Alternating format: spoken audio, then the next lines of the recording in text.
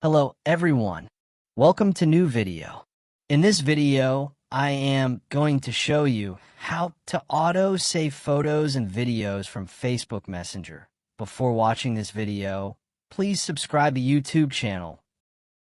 Let's go open the Messenger app. Then tap on the three horizontal lines at the bottom right corner. This opens the main menu from here. Click on the settings in the top. This is where you can customize the Messenger to work the way you want now. Let's drag on the auto save, scroll down, and tap on the photos and media option. You'll find the option that says save on capture and simply toggle it to on from now on any photos or video you send or receive will be automatically saved in your phone gallery without needing to download them manually. I hope the video helpful. Please subscribe to the YouTube channel.